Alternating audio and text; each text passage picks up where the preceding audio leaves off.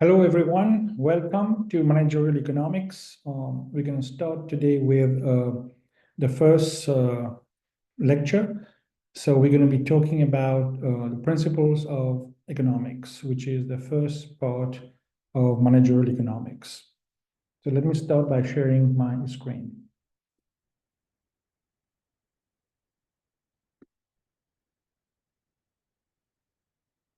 So I'm going to be using materials from Essentials of Economics by Greg Mankiw. And economics is in two parts, microeconomics and macroeconomics. So we're going to be starting with a microeconomic component, which is the first part. Now, there's a lot of PowerPoint lecture notes, as you will see here, but I'm going to skip some of them and focus on the essential ones so we can have a story around economics. And you're welcome to look at individual PowerPoint slides to get a deeper understanding of things. But I'm going to focus on a selected few.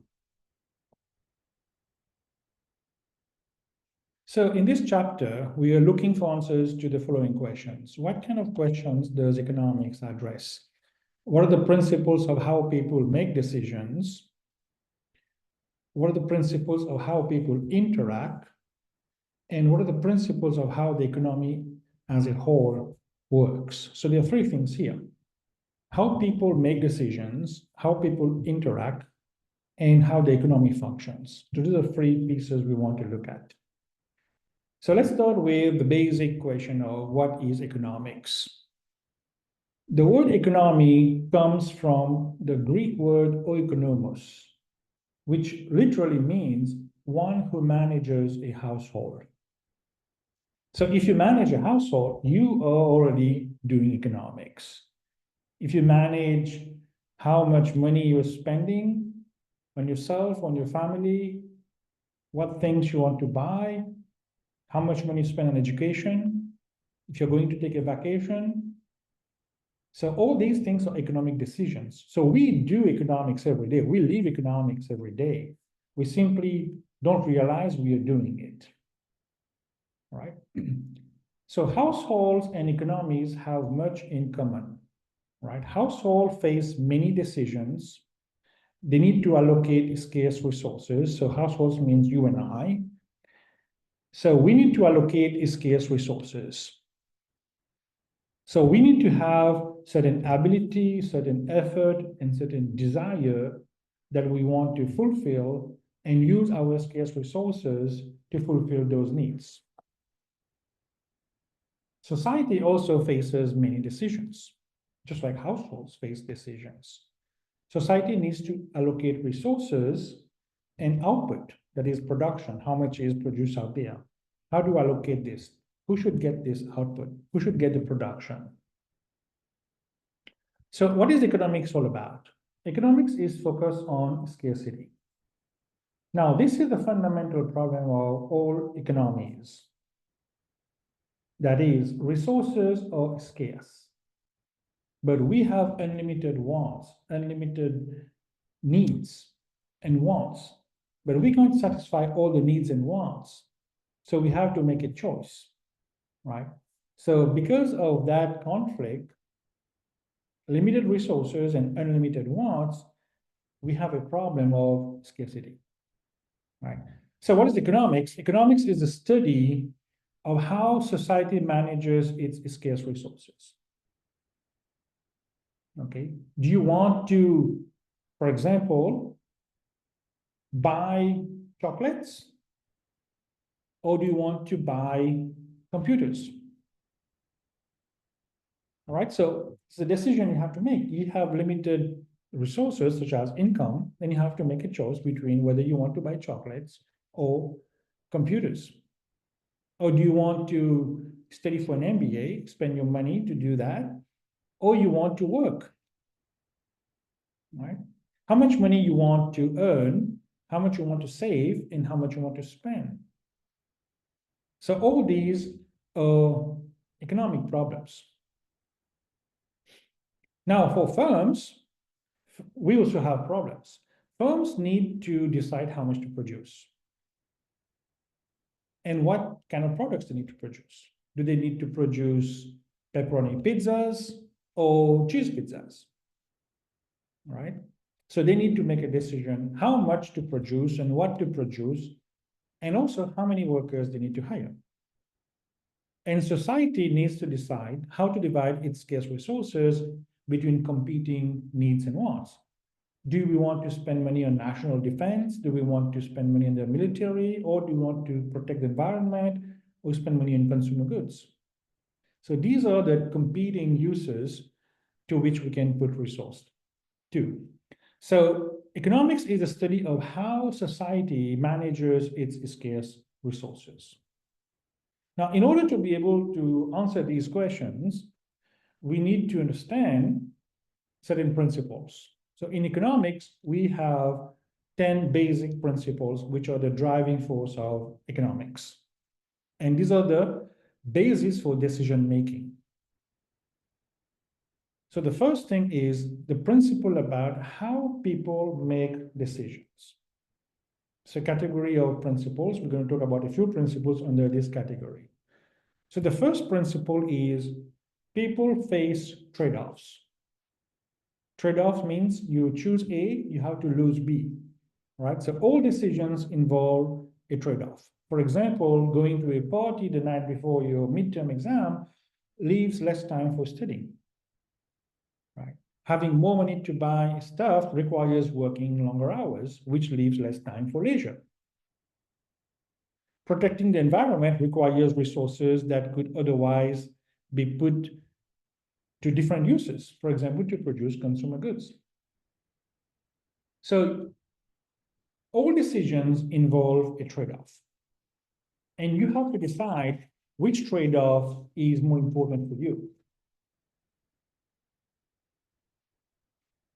Society faces an important trade-off between efficiency and equality, and sometimes equity. Right? Efficiency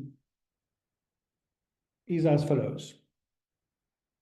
Efficiency focuses on how do you get the most from your scarce resources at the minimum cost possible. In economics, whenever we talk about efficiency, we're talking about the least cost combination. That is how you can get things done with the minimum cost possible. Equality is when prosperity is distributed uniformly among society's members. And sometimes when you choose efficiency, you want to do something more efficiently, you have to give up the equality piece. It's difficult to balance both. Right? And sometimes there's a trade-off between efficiency, equality, or equity as well. Equity is about fairness of distribution. If you want to be fair, are you necessarily efficient? And if you're efficient, are you being fair?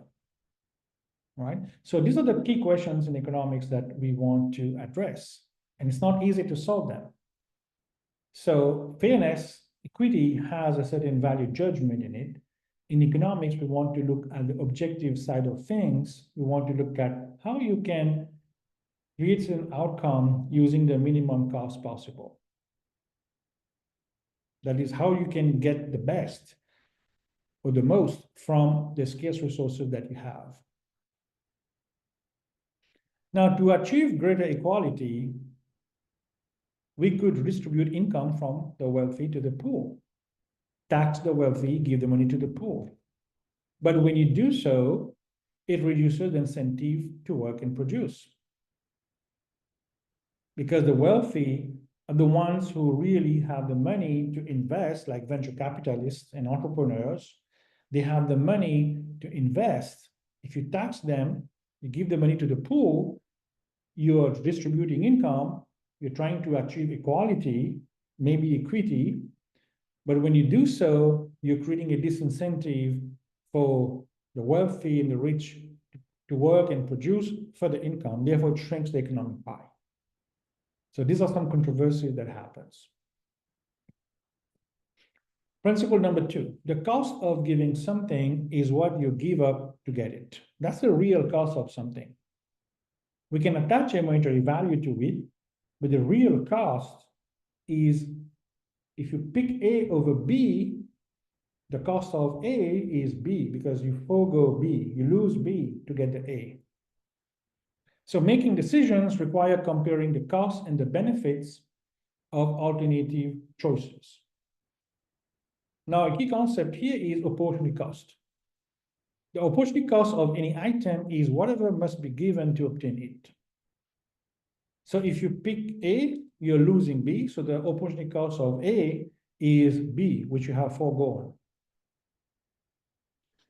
Opportunity cost is the relevant cost that you need to consider in order to make a good decision. Okay, so this is important to understand. That's the relevant cost for decision making.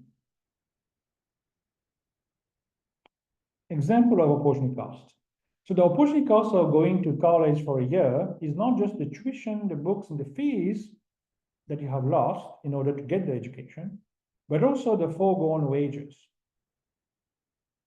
The opportunity cost of seeing a movie is not just the price of the ticket you have paid, but also the value of the time you spent in the theater watching the movie.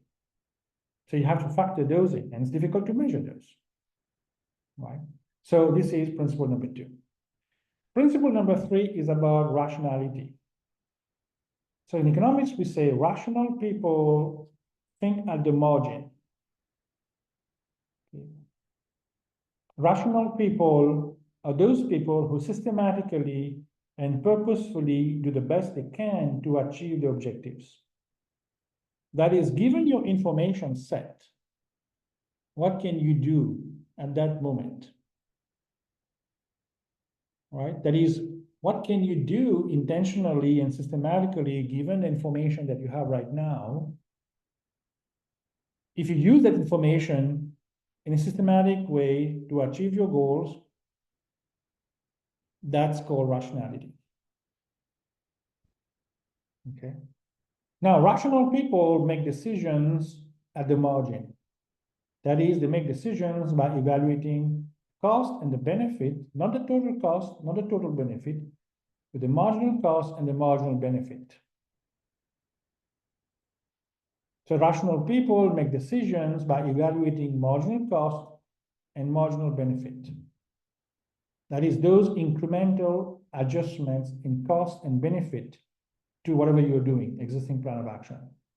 So you think at the margin. And how do you decide? This is the key piece. If your marginal benefit is more than your marginal cost, then you go for it. If your marginal benefit is less than your marginal cost, then you do not take the action. Right? So examples. Let's say a student considers whether to go to college for an additional year.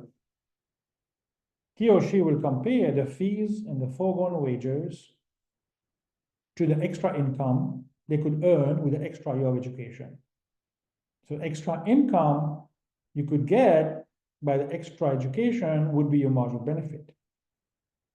What's your marginal cost? The tuition fees and the foregone wages. So you have to compare those two. Okay. So if you think the benefit of the extra income is more than the extra cost you're incurring to get that education, then you go and study. All right. So what is the extra benefit you get compared to the extra cost you incur? That's how you make decisions. Another example, when a manager considers whether to increase output, she needs to compare the cost of the needed labor and materials to the extra revenue that this output is going to bring. Right? So you have to make a decision at the margin. Principle number 4. People respond to incentives. This is very easy to understand. Okay, what is incentive? Incentive is something that induces a person to act. Okay, and it can be a positive incentive, which is a reward, or it can be a disincentive or negative incentive, which is a punishment. So rational people respond to incentives. For example, when gas prices go up, consumers buy more hybrid cars. They stay away from SUVs because they use more gases. Right? So when gas prices go up, people will buy less SUVs, but more hybrid cars.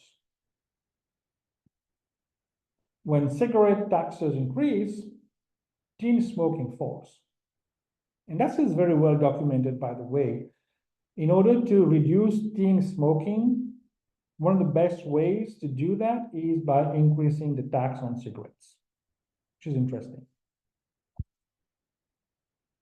So we want to apply the principles here to this particular situation. So this is something I want you guys to think about, right? So there's an example here. You're selling your 1996 Mustang, car, old model, but it's still cool. Now you have already spent $1,000 on repairs. Okay. At the last minute, the transmission dies. You have a choice. You can pay $600 to have it repaired, or you can sell the car as is. All right. Now, what would you do in these scenarios? So in each of the following scenarios, should you have the transmission repaired? Yes or no, and explain. So let's say scenario A. If the blue book value is $6,500, if the transmission works, versus $5,700 if it doesn't work, what would you do in that situation? I want you to think about that. In the second situation, if the blue book value is $6,000 if the transmission works, but $5,500 if it doesn't work. So take a moment, think about what would you do in situation A, and then what would you do in situation B?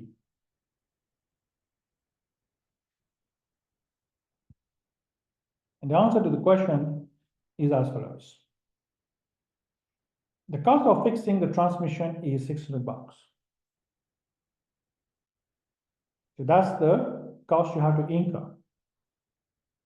Now, if the blue book value, that is the market value, is $6,500, the transmission works, versus $5,700 if it doesn't, what would you do in that situation? So what is the benefit of fixing the transmission? The benefit of fixing the transmission is $800. Because if the transmission works, you're going to get $6,500 from the market for the car. If it doesn't work, then it's $5,700. Therefore, the extra benefit is $800. So that's your marginal benefit. What's your marginal cost? $600. Therefore, your marginal benefit is more than your marginal cost.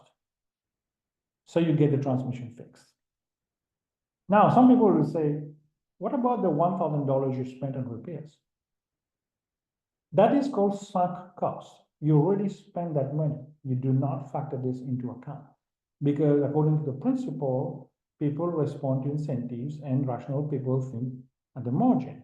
So here the marginal change is the marginal benefit, 800, which is bigger than the marginal cost, which is 600. Therefore, you fix the transmission because you're going to get an extra benefit of $200 here. So you fix the transmission, then you sell the car. Scenario B, if the market value is $6,000, the transmission works, and $5,500 if it doesn't work. So here what happens, the benefit of fixing the transmission is only $500. Okay, so the benefit is 500, but the cost of fixing the transmission is 600, so you're going to get less. So marginal benefit is 500, marginal cost is 600, therefore you have a higher marginal cost, therefore you do not pay $600 to fix it.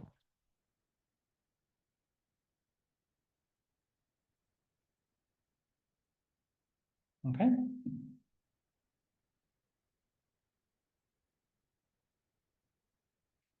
All right. Now, the next set of principles is about how people interact. Now, principle number 5 is about trade. It says that trade can make everyone better off. All right? It doesn't guarantee that trade will make everyone better off, but it says that trade can make everyone better off. Rather than being self-sufficient, people can specialize in producing one good or service and exchange it for the other goods. That's what trade relies on, specialization. So if I'm good at consulting, I do consulting. If I'm good at accounting, I do accounting. If I'm good at numbers, I do finance and math and accounting. I don't get into marketing. But if I'm good at marketing, I'm good at people relationship management. I get into PR, public relations, and marketing and sales. I do not get into pure finance, right? So specialization is important. So an example here would be, I go to the dentist because my dentist is a specialist in dental care. She can do a better job at removing my tooth than myself.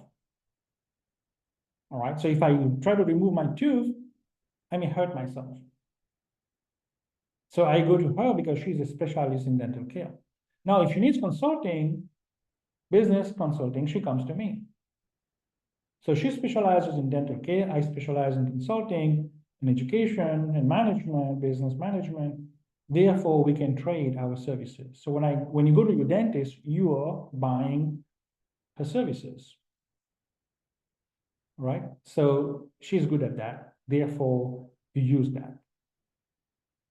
Now, countries can also benefit from trade and specialization. You can get a better price abroad for goods that some countries can produce. If you can get that, you import the goods, right? So you buy other goods more cheaply from abroad than could be produced at home. Principle number 6 about markets. Markets are usually a good way to organize economic activity. Right? What is a market? A market is a group of buyers and sellers. They don't need to be in a single location anymore because of electronic markets, virtual markets we have today. Back in the days, a traditional example is a fish market. You want to buy fish, you go to the fish market, you pick your fish, and then you take it home. All right. So organized economic activity means determining what goods to produce, how to produce them, how much of each to produce, and who gets them, what's the distribution like. And markets generally do a good job at organizing these economic activities. So here in the US, we have a market economy. Some of the economies are not market economies. Okay? They are centrally planned economies, or they can be economies in transition. So centrally planned economies, for example, we have Russia, we have China, we have North Korea. Economies in transition will be economies that have broken away from the former Soviet Union, for example, like Eastern European countries, right? We have countries like Mongolia, we have countries like Poland, Estonia, and all these countries, okay? So who broke away from certain regimes which were controlled.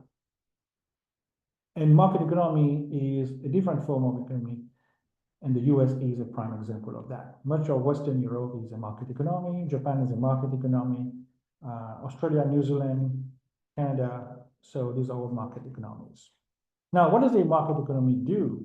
In this course, we're going to focus on market economies, and that's the premise of the United States. So we're going to focus on that in this course. I want you to understand how businesses work here in a market economy. So in a market economy, we have resources to be allocated through decentralized decisions of many households and firms. So we have many households, many firms, and they interact in markets. Now, Adam Smith, which is considered to be the father of economics, he wrote a book in 1776, back in the days, called The Wealth of Nations. So he talked about a concept called the invisible hand. He said that each of these household and firms, they act as if they are led by an invisible hand. I think there's some magical hand in the economy that functions that allocates resources. So an example of that is the gas station, right?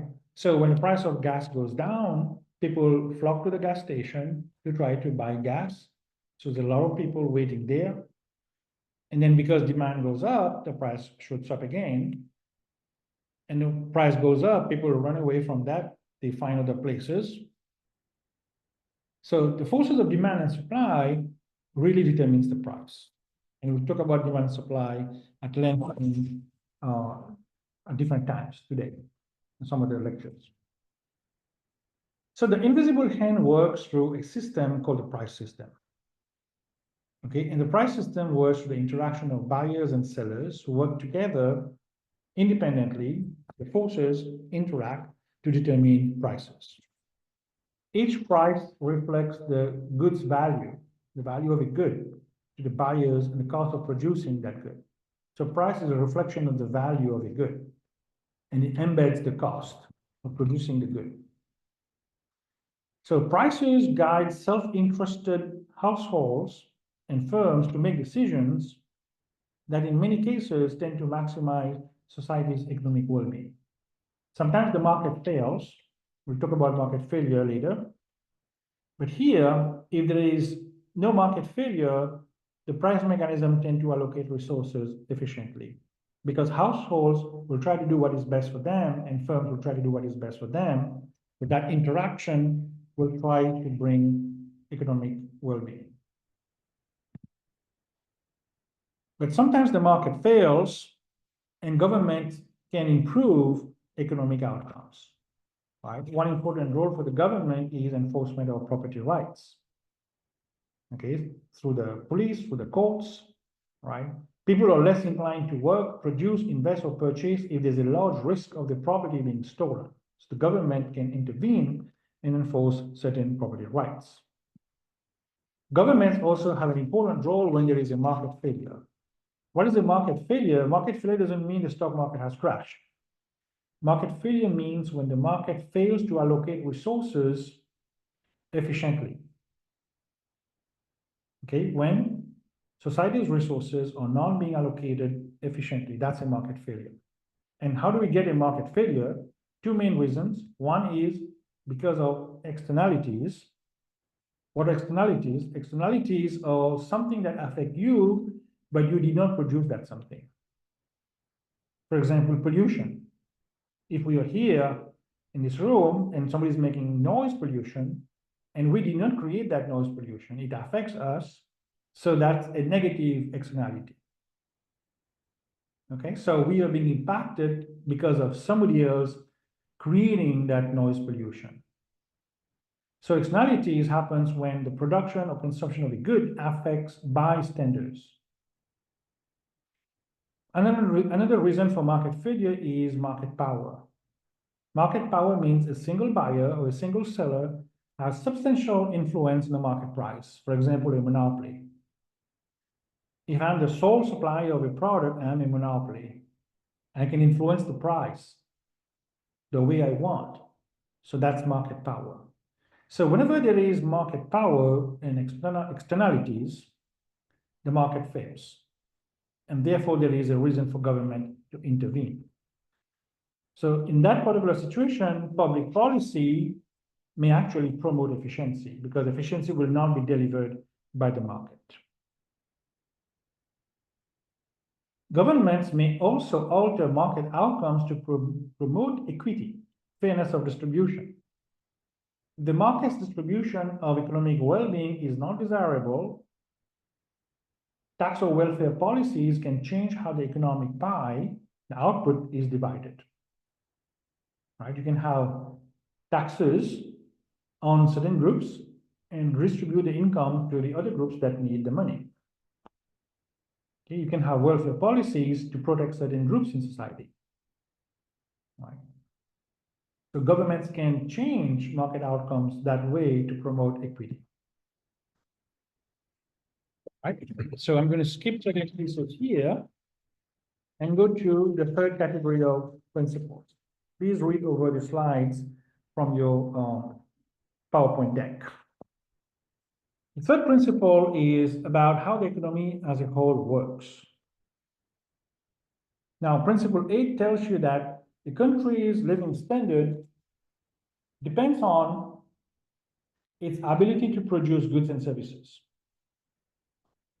So your living standard depends on whether you can produce goods and services and to what extent. And there is a huge variation in living standard across countries and over time, right? The average income in rich countries is more than 10 times the average income in poor countries. But there's a huge disparity between the rich and the poor countries. And what determines that? The ability to produce goods and services, which depends on a lot of other factors. The US living standard today is about 8 times larger than it was 100 years ago. And what's a measure of living standard? There is no perfect measure, but one measure that economists use all the time, and you will also need to use that as a business person, is GDP per capita, gross domestic product per capita. That is, you take the GDP, the gross domestic product of the whole country, you divide it by population. In later chapters, we're going to talk about what is GDP and how do we measure this. So if you take the total output, which is GDP for an economy, you divide it by the number of people in the economy, you get GDP per capita.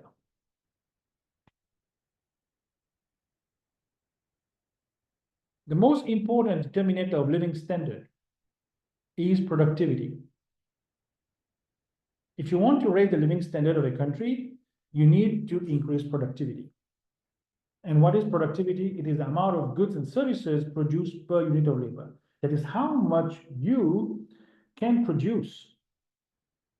If you're working your labor, how much goods and services, the output, how much output you can produce. What is your contribution to the economy? Right? So if I can produce, let's say, 2 pages of Word document in half an hour, you can produce 10 pages in half an hour, you are more productive than me. Okay? So productivity is the amount of output produced per unit of labor. So productivity depends on many things, such as the equipment, the skills, the technology available to the workers. Now, if you give me a computer which is not great, then I won't be able to produce these Word documents for you. So I need to have a decent computer. Now, if you give me a slow computer, you give somebody else a fast computer, that person will have probably higher productivity, assuming everything else is constant. If you give me a computer, but I don't know how to use it, I don't have the skills, that's also a problem. So many countries may not necessarily have the right equipment, the skills, the talent of the people, the technology to produce the goods and services they have. So once you add those capital and technology to the nation, you will see that productivity goes up. For emerging markets, like India, China, and a lot of countries in Latin America, when you increase the amount of capital, equipment, skills, and technology you give them to the workers, productivity just grow. And then living standard just grow because GDP just grow.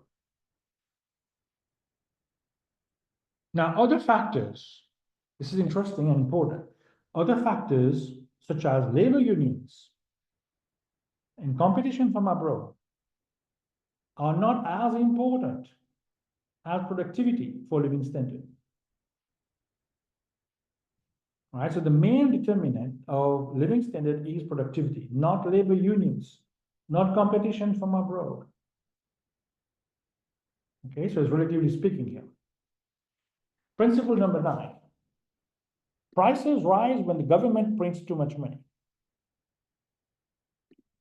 Okay, that leads to the concept of inflation. What is inflation? Inflation is an increase in the general level of prices. Inflation is not when the price of tomatoes are going up. It's not when the price of potatoes are going up. If the price of tomatoes going up, potatoes going up, computers going up, education going up, healthcare going up, and maybe some of the prices might be going down, but on average, if the general level of prices in the economy tends to go up, then there is inflation. Okay, it's not determined by one factor. But one of the important elements of inflation is gas prices, because gas is used in a lot of production processes. So if gas prices tend to go up, the price of manufacturing goods tend to go up. Industrial goods price tend to go up. So you have to see whether it feeds into different production processes and where. So on average, if general level of prices go up, we have an inflation problem. In the long run, inflation is almost always caused by excessive growth in the quantity of money. So when there's too much money in the economy, there's inflation. So inflation is when general prices are rising, but also when the value of money is falling. When you have too much money, too much of something, the value of that something goes down. So if you have too much money in the economy, the value of money is going to go down. So inflation is when general level of prices are going up, but also when the value of money is going down. That is, you need more money to buy the same product. You want to buy an iPhone, let's say $1,000. Now the iPhone goes up to, let's say, $1,500. So you need now $1,500 to buy the same iPhone. So you need more money because money's value has gone down. Now, the faster the government creates money, the greater the inflation rate. So government prints money, there's going to be more inflation. And we'll talk about this particular piece a little bit towards the end of the course on monetary policy. And how do you measure inflation? Inflation is measured by many different indexes, but one popular index is called the CPI, Consumer Price Index, which measures the price level. So a change in the CPI will give you inflation. And we'll talk about those a little bit later as well. How do we calculate those? So a simple example is here. If the price level is 100 in year one, and in year two, it goes up to 120. So the price level, the CPI, has gone up by 20%. So we have 20% inflation. Now in year three, if the price level goes up to 125, that is from 120 to 125, we have inflation because price level has gone up. Because inflation is defined as an increase in the price level. So there is inflation, but it is a much lower rate of inflation because from 120 to 125 is only 4% increase in the price level. So there is 4% inflation. So there is inflation, but at a lower rate. So we call that disinflation. That is, inflation is rising, but at a lower rate. And finally, there is the concept of deflation. Deflation is when the price level goes down. Let's say in year four, the price level goes down to 90. So from 125 to 90, it means the price level have actually dropped. And you'll get a negative inflation rate. So deflation is negative inflation rate. It means the price level is actually going down. So as a business manager, business leader, these are the key terms you will see in Wall Street Journal and other outlets, online and so on, and you need to understand that. And we'll talk more about inflation, disinflation, and deflation a little bit later on. So here my example was the CPI was 100 in year one. Let's say in year two, it goes down to 90. So it dropped by 10%. So there is negative inflation of 10%. Therefore, there's a deflation of 10%. And finally, principle number 10 tells you that there is a short-term trade-off between inflation and unemployment. In the short run, which is normally 1 to 2 years, depending on the industry, some industry could be a few days, some industry could be a little bit longer than a few years, but in general, it's like 1 year or so. So in the short run, many economic policies will push inflation and unemployment in opposite directions. That is, if inflation goes up, unemployment will go down, and vice versa. So you will see that trade-off. in the economy.